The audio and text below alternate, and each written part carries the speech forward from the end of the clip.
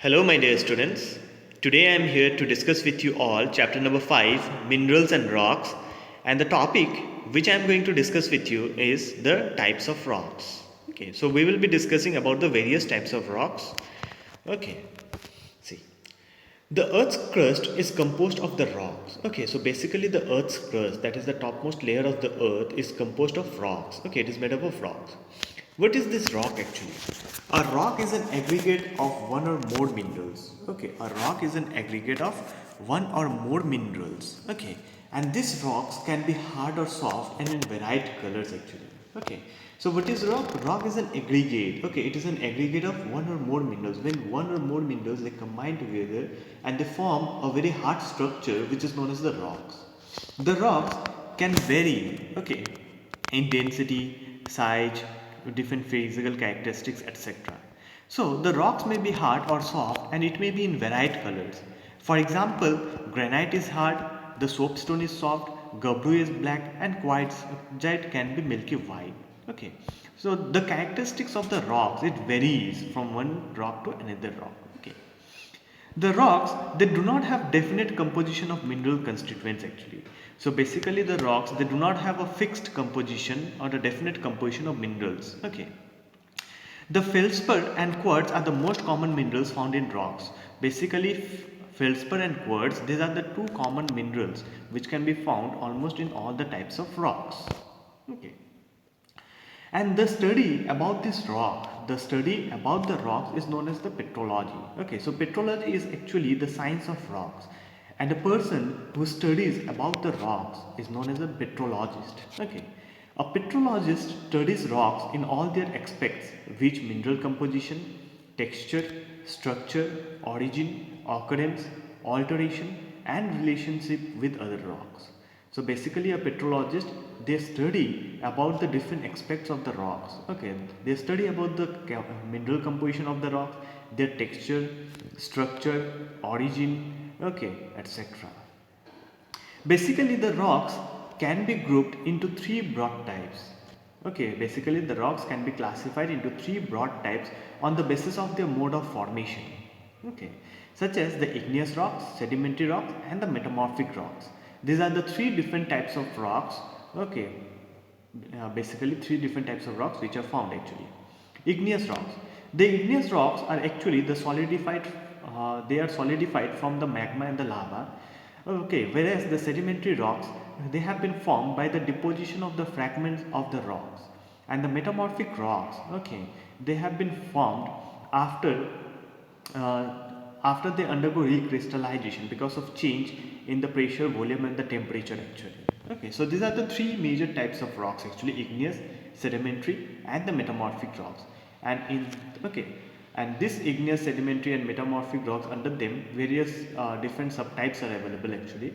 So we are going to discuss in detail about these three basic types of rocks.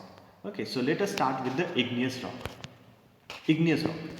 And igneous rocks they form out of magma and lava. Okay, from the interior of the earth, and they are also known as the primary rocks. Okay, so basically the igneous rocks are formed okay from the magma and the lava which comes out okay from the interior of the earth.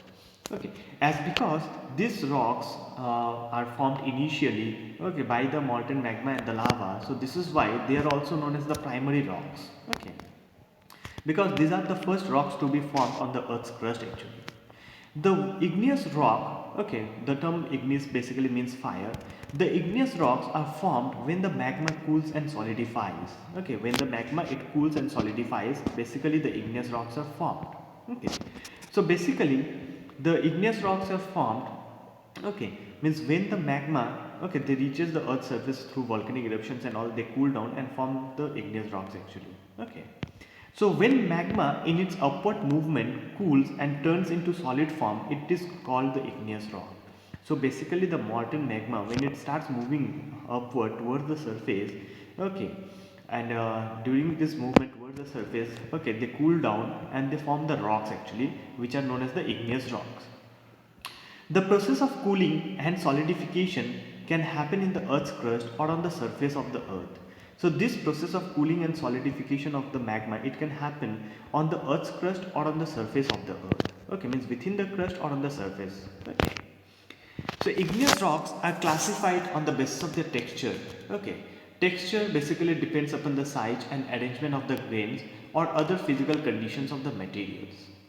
Okay, so as I said that igneous rocks are formed either on the crust or on the surface of the earth. So if the molten material is cooled slowly at great depths, mineral grains may be very large. Okay, so if the molten magma, it cools down within the earth's crust, in that case the grains of the rocks will be much larger. Okay. Sudden cooling at the surface, but when the molten magma comes on the surface actually due to volcanic eruptions, okay, it causes sudden cooling of this molten magma and small and smooth grains are being formed actually. Intermediate conditions of cooling would result in intermediate sizes of grains making up the igneous rocks. So basically the rocks such as granite, gabbro, pegmatite, basalt, volcanic breccia and tuff are some of the examples of igneous rocks. Okay, these are some of the examples of the igneous rocks.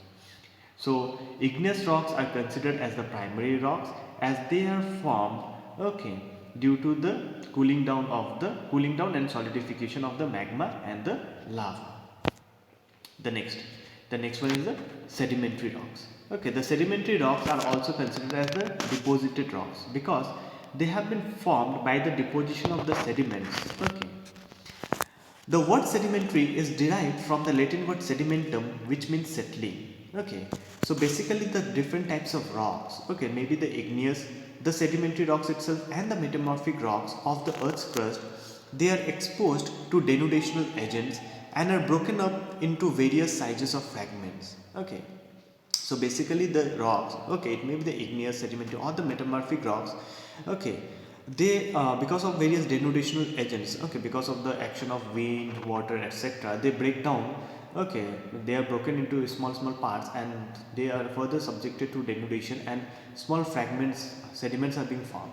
So these sediments are being transported by different exogenous agencies. Okay, they are being transported by the air, okay, by the wind, water and all, and they are deposited. So the area where they are deposited, in those areas, because of compaction, okay, the sediments, they turn into rocks. And this process of formation of the sedimentary rocks is known as lithification. Okay, so lithification is actually the process of formation of sedimentary rocks. In many sedimentary rocks, the layers of deposits retain their characteristics even after lithification. Okay, and in many sedimentary rocks, basically the layer of deposits are there. Okay, means the sedimentary rocks are formed in layers. Okay, so different characteristics can be formed. Hence, we see a number of layers of varying thickness in sedimentary rocks like the sandstone, shale, etc. That is why in the sedimentary rocks we may find the layers, okay, and these layers has different characteristics actually. Okay. Depending upon the mode of formation, the sedimentary rocks are classified into three major groups: mechanically formed, organically formed and chemically formed. These are the three major groups of sedimentary rocks. Okay. The rocks such as sandstone, conglomerate, limestone, shale, loess, etc. These are the mechanically formed sedimentary rocks. Okay. Geyserite, chalk, limestone, coal, etc. These are the organically formed sedimentary rocks. Whereas chert, limestone, halite, potash, etc. These are the chemically formed sedimentary rocks. Okay. So sedimentary rocks are basically formed by the deposition of the sediments and they undergo compaction. Okay, and later on the sedimentary rocks are formed. And the process of formation of the sedimentary rocks is known as lithification. Okay. So this is what about the igneous rocks and the sedimentary rock. And now we are going to discuss about the metamorphic rock. This is the another type of rock actually. Okay, another type of important rock. The word metamorphic means change of form. Okay, so basically the word metamorphic means change of form. So these rocks form under the action of pressure, volume of temperature changes. So basically when a type of rock, okay, it changes its form because of change in the pressure, volume and the temperature, the rocks get converted into metamorphic rocks. Okay. Metamorphism okay, metamorphism or change in pressure, volume and temperature takes place. Okay, metamorphism occurs when rocks are forced down to lower level by the tectonic processes, or when the molten magma rising through the crust comes in contact with the crustal rocks, or the underlying rocks are subjected to great amount of pressure by overlying rocks. So basically this process of formation of metamorphic rocks takes place when the rocks, okay, they move downward because of the tectonic activities, or when the molten magma they come while moving towards the earth's surface, actually through the cracks and the crevices. Okay, the molten magma comes in contact with the rocks, metamorphism takes place, that is change in the pressure, volume and the temperature of the rocks takes place. Okay, and it changes the entire rock into a new type of rock, okay, which is known as the metamorphic rock. Metamorphism is a process by which already consolidated rocks they undergo recrystallization and reorganization of the materials within the original rock. So metamorphism is basically a process through which a rock, okay, a particular rock, it undergoes recrystallization and reorganization of the materials, okay, and a new characteristic is that entire rocks gets changed and various new characteristics takes place actually, okay, features takes place actually, okay, in the metamorphic rocks. In the process of metamorphism, in some rocks, grains of the minerals they get arranged in the layers or the lines. Okay, so during this process of metamorphism, sometimes the minerals or the grains of the rocks they arrange in layers. Okay, and such an arrangement of minerals or grains in the metamorphic rocks is called foliation or lineation. Okay, so when these minerals, okay, the minerals of the rocks they get arranged in layers in the metamorphic rocks, okay, such an arrangement is known as the foliation or lineation.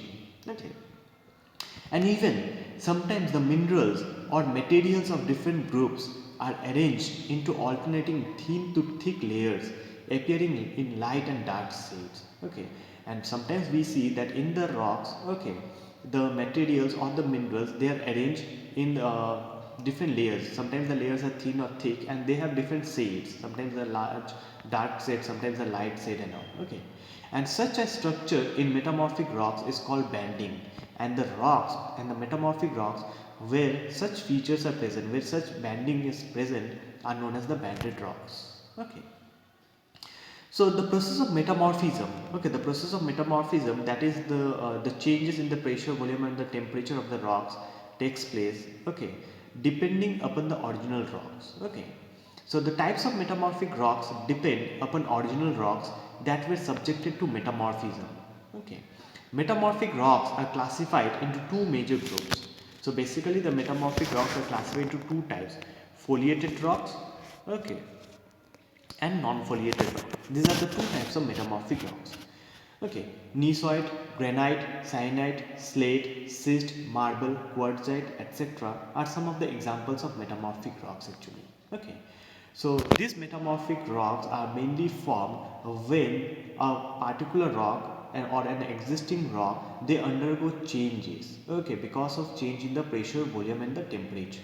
Okay, so basically igneous rocks are the main rock which is mainly formed by the cooling and the solidification of the molten magma of the lava, and these igneous rocks or the sedimentary rock or the metamorphic rocks, when they break down into small pieces, they are deposited and compaction takes place, which leads to the formation of the sedimentary rocks. Okay, and sometimes what happens, the sedimentary rocks or the igneous rocks, okay, they crumble, okay, they crumble and they move downwards because of the tectonic activity, or sometimes they come in contact with the molten magma or the lava, okay, and the temperature and volume and the pressure of these rocks changes, of the existing rocks changes, okay, and it leads to the formation of a new type of rock actually, which are known as the metamorphic rocks. Okay, so these are the three different types of rocks mainly found, okay, on the earth's surface actually: igneous, sedimentary and metamorphic rocks.